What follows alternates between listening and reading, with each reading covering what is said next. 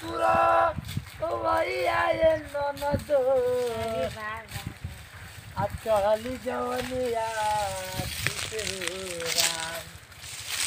तोहरी जवनिया से खेलब हमरनिया तू तो जवनिया दिहो ना। अच्छा काहे रानी बोला गाना सुन के कैसन लगल हो? बड़ा नीक आ लागल। कैसन बोल बोल घोरिया से आ हे जगह तनी सा आ जा कौन बात हो जा रे? अरे कुछ ना होइयो। अरे चल जवनिया ओ तनी फेर द निसनवा। आजा आजा अरे हम दे दे तू हमर रनिया पनिया झरिए जाई। आहा अरे धटया कवरिया में कटती हम चनिया पनिया झरिए जाई।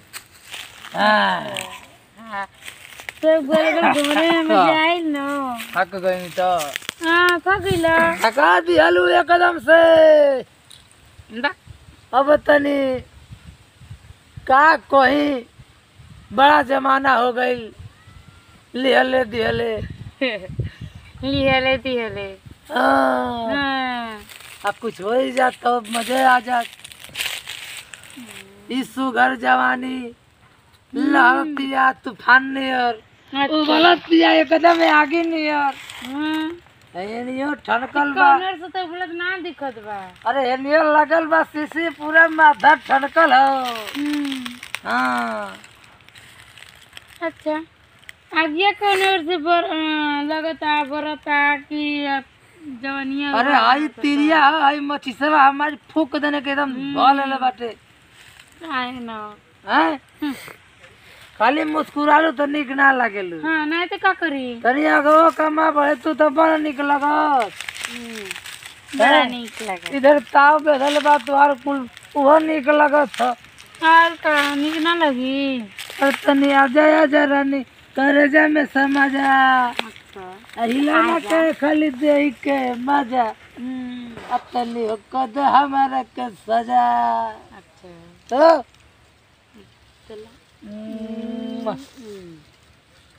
जब बेटा तो खाली इतने बकमे में चलावेलू।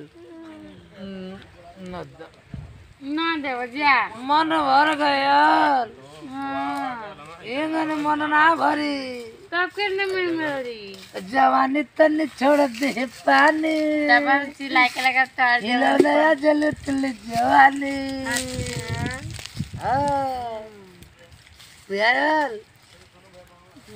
कोमल बदनिया लुटली हिलौना जवनिया बड़ा नीक लगा था। निक लगा था।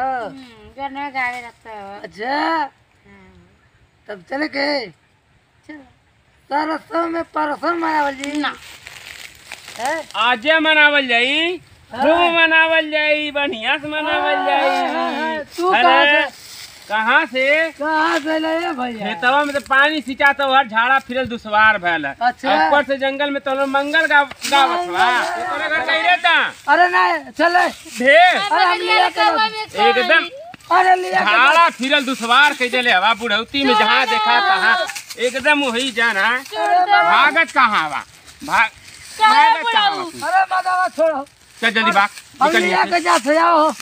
लिया के अरे अकेला अकेला जल्दी भाग पकड़ा जल्दी भाग चल भाग।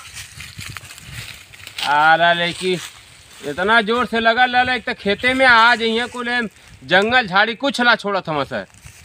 अब बेटा लोगन फिर तो कसීला बल भाई घबरा मत।